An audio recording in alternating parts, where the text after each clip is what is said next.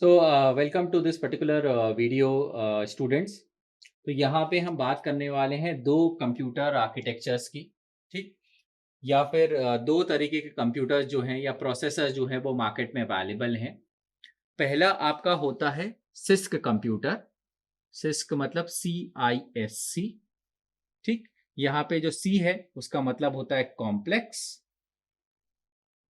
ये उतना कॉम्प्लेक्स नहीं है, नाम ही कॉम्प्लेक्स है, बट आपको समझ में आएगा। आई का मतलब होता है इंस्ट्रक्शन। एस का मतलब होता है सेट। और आखिरी वाले सी का मतलब होता है कंप्यूटर। तो एक जो कंप्यूटर बनाने का तरीका है, एक जो प्रोसेसर बनाने का तरीका है, वो है आपका सिस्क वाला तरीका। अब इसको समझने के पहले हमें समझना पड़ेगा कि सीपीयू की परफॉर्मेंस की इक्वेशन क्या है। अगर मैं आपसे बोलता हूं कि मेरे पास में एक सेंट्रल प्रोसेसिंग यूनिट है, एक कंप्यूटर है, एक प्रोसेसर है, तो उसकी आप परफॉर्मेंस जो है वो आप कैसे मेजर करेंगे। ठीक है, तो उसके लिए बहुत ही सिंपल सी इक्वेशन है कि इस प्रोसेसर को, इस सीपीयू को कितना टाइम लग रहा है एक प्रोग्राम को एग्जीक्यूट करने में। तो time to execute one program, वही आपके सीपीयू की परफॉर्मेंस है। अब जितना कम टाइम लगेगा उस प्रोग्राम को एग्जीक्यूट करने में, तो आपकी सीपीयू की परफॉर्मेंस क्या हो जाएगी, इंप्रूव हो जाएगी। जितना ये कम होगा उतना ही आपकी सीपीयू की परफॉर्मेंस जो है वो क्या हो जाएगी, ज्यादा होगी, इंप्रूव्ड होगी। अगर मैं इसको डिवाइड करूंगा तो प्रोग्राम में क्या होते हैं, किसी भी कोड के अंदर क्या होते हैं, इंस्ट्रक्शंस होते हैं। तो प्रोग्राम में क्या होते हैं, इंस्ट्रक्शन। तो मैं इसी इक्वेशन को थोड़ा सा और इलॉबरेट करने की कोशिश करता हूं और प्रोग्राम को मैं लिखता हूं इंस्ट्रक्शन। और उस प्रोग्राम में कितने इंस्ट्रक्शन थे, तो इंस्ट्रक्शन पर प्रोग्राम, ठीक है, मल्टीप्लाइड बाय, मैं आपको बोलूंगा साइकिल पर इंस्ट्रक्शन। इसका क्या मतलब है कि अब एक इंस्ट्रक्शन को एग्जीक्यूट करने में कितनी साइकिल लगेगी। और फिर इसके बाद मैं आपसे बोलूंगा टाइम पर साइकिल। ठीक है, तो अगर आप देखेंगे साइकिल से साइकिल कैंसिल आउट हो जाएगा, इंस्ट्रक्शन से इंस्ट्रक्शन कैंसिल आउट हो जाएगा और आपका बचेगा टाइम पर प्रोग्राम। तो फिर से एक बार इसको समझ लेते हैं कि सीपीयू परफॉर्मेंस की इक्वेशन क्या है कि आपको एक प्रोग्राम को एग्जीक्यूट करने में कितना टाइम लगेगा, इसको मैंने एलॉबरेट किया। एक प्रोग्राम में कितने इंस्ट्रक्शंस हैं, उस इंस्ट्रक्शन को एग्जीक्यूट करने में कितनी साइकिल्स लग रही हैं, और फिर उसके बाद में हर एक साइकिल में कितना टाइम लग रहा है। तो ये मेरे सीपीयू की परफॉर्मेंस इक्वेशन हो गई।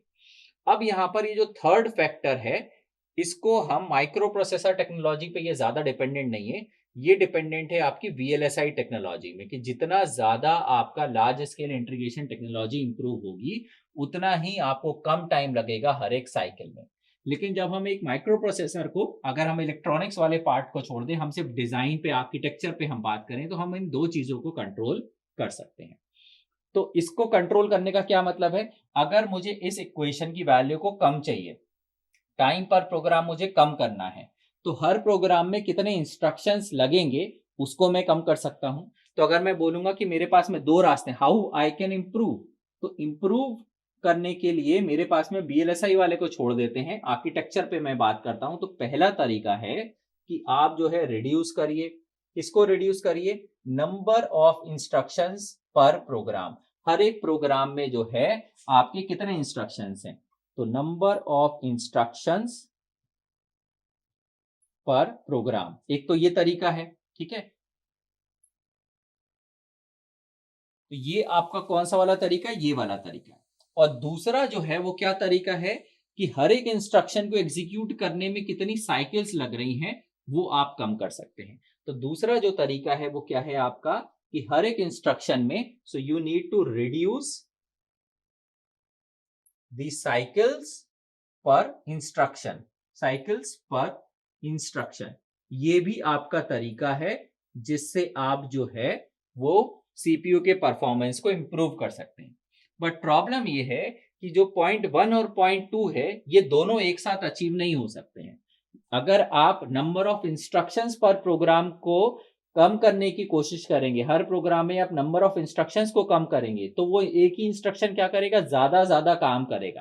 कि लेट से आपको मेमोरी से डेटा लेकर आना है और उसको ऐड कराना है, तो आप क्या करेंगे, एक ही इंस्ट्रक्शन के अंदर आप मेमोरी से डेटा लेकर भी आ जाएंगे, उसको ऐड भी कर लेंगे और उसको वापस से मेमोरी में आप स्टोर भी कर देंगे। तो नंबर ऑफ इंस्ट्रक्शंस पर प्रोग्राम तो कम हो गए, लेकिन अब क्योंकि वो एक इंस्ट्रक्शन ही है, वो बहुत सारा काम कर रहा है, तो cycles required to execute that particular instruction वो क्या हो जाएगा, आपका बढ़ जाएगा। तो ये दोनों चीजें जो हैं वो आपस में क्या है, आपकी कॉम्प्लीमेंट्री है, और एक साथ ये दोनों चीजें पॉसिबल नहीं है। तो पहला वाला जो तरीका है उससे हमारा इंप्लीमेंट होता है सिस्क सिस्टम, जो हम इस वीडियो में कवर करेंगे, और उसके बाद में जो दूसरा तरीका है उससे हम एक और टॉपिक आगे जाके पढ़ेंगे, जो कि होता है आपका रिड्यूस्ड इंस्ट्रक्शन सेट कंप्यूटर। तो पॉइंट 2 हम बाद में पढ़ेंगे, और पॉइंट 1 हम यहाँ पे इस पर्टिकुलर वीडियो में कवर करने वाले हैं।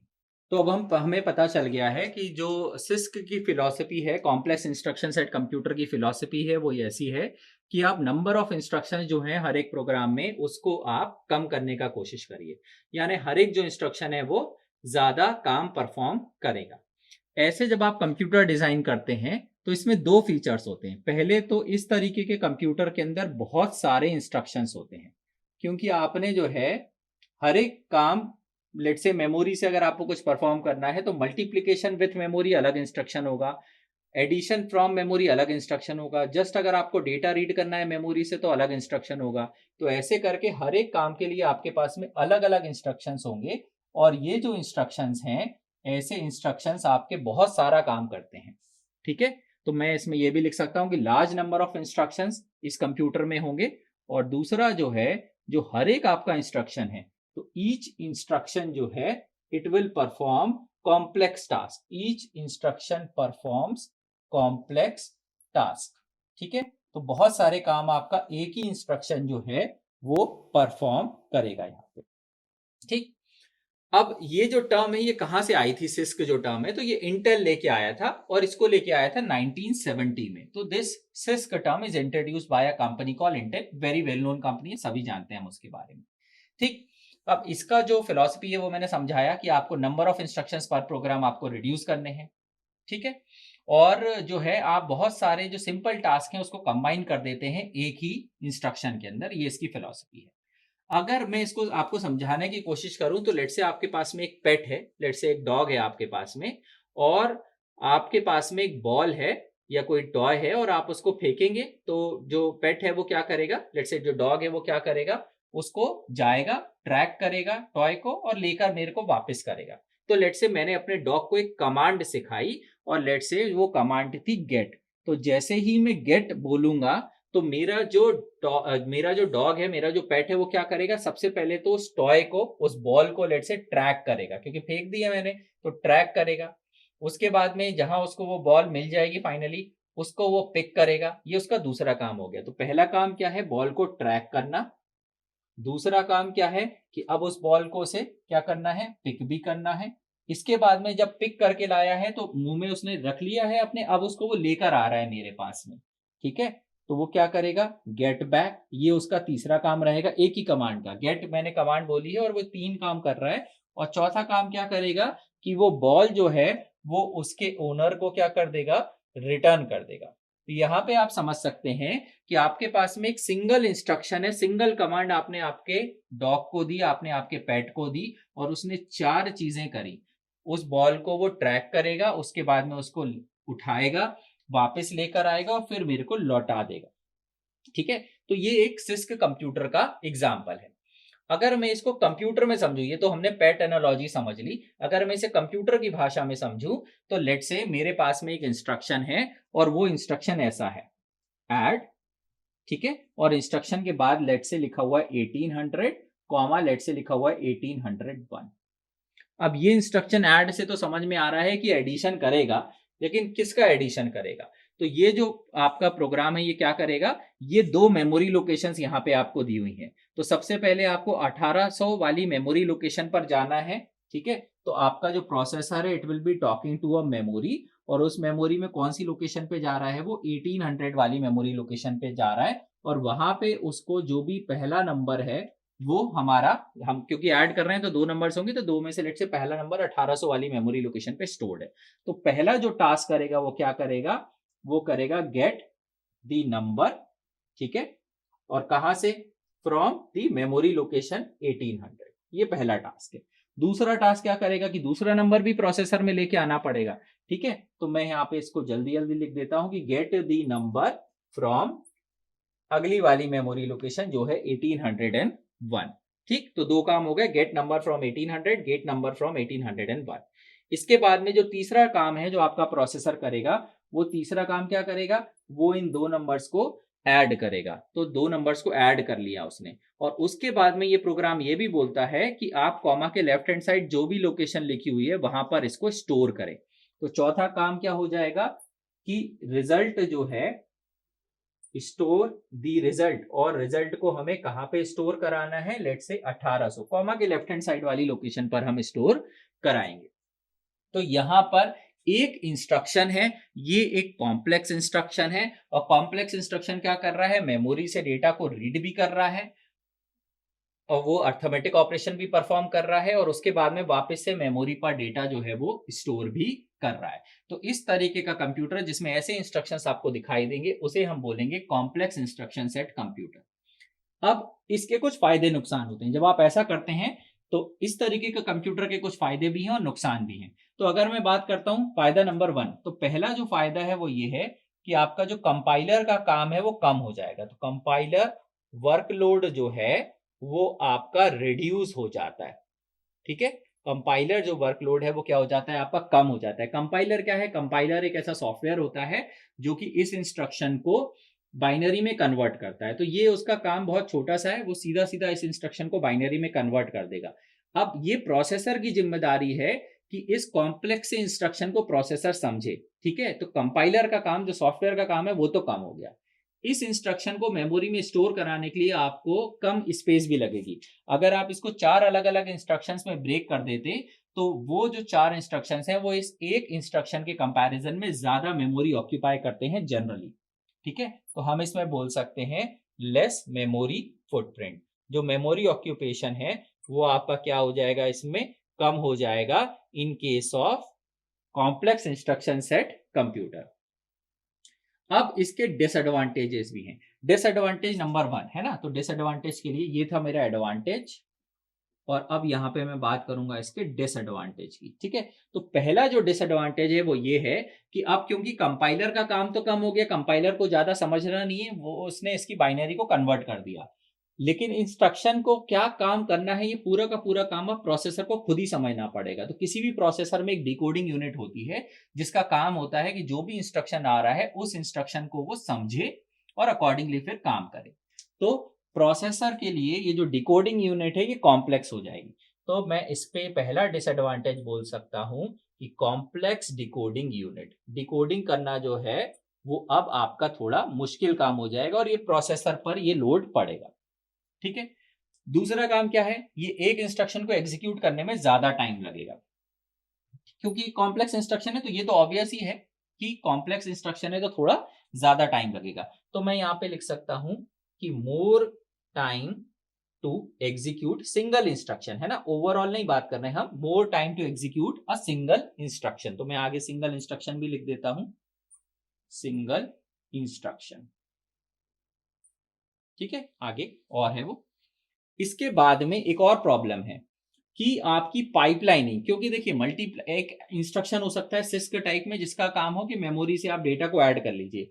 एक और इंस्ट्रक्शन हो सकता है लेट से, और वो आपका रहे कि ऐड आप करिए लेट से 1800 को, और कोई एक रजिस्टर है प्रोसेसर में उससे।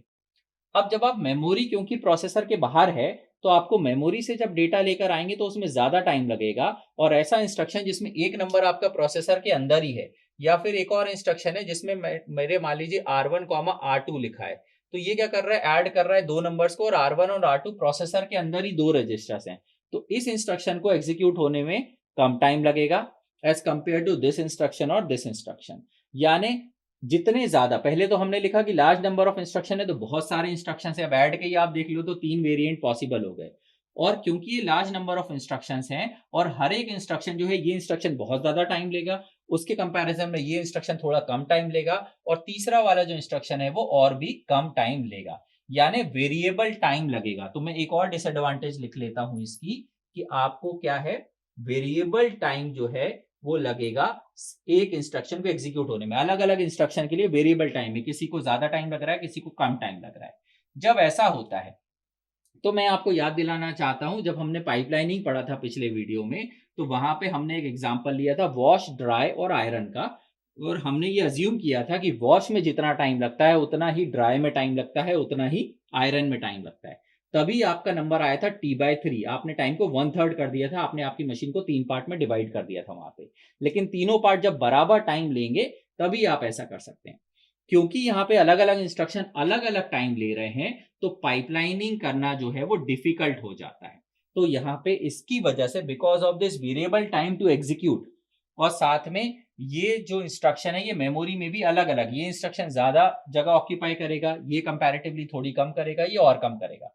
तो इन दोनों ही वजह से, वेरिएबल टाइम और मेमोरी स्पेस की वजह से, चौथी डिसएडवांटेज आती है, और वो होती है आपकी कि आपकी जो पाइपलाइनिंग है वो इस तरीके के प्रोसेसर में इंप्लीमेंट करना डिफिकल्ट हो जाती है। तो ये जो है वो आपका कुछ फायदे हैं और नुकसान है ऑफ अ सिस्क कंप्यूटर। अब इंटेल जो है वो ज्यादातर उसके जो प्रोसेसर आते हैं वो इसी आर्किटेक्चर पर बेस्ड होते हैं, लेकिन उसी के कंपैरिजन में अगर मैं दूसरे प्रोसेसर मैन्युफैक्चरिंग फर्म्स की बात करूं, जैसे एप्पल हो गया आपका, या फिर आपके पास में आर्म जो है, तो ये जो आपके प्रोसेसर डेवलप्स करते हैं, ये प्रोसेसर्स आपके रिस्क बेस होते हैं। तो उसके बारे में हम अगले वीडियो में जो है वो चर्चा करेंगे। तो यहाँ पे इसको करते हैं close. Thank you so much.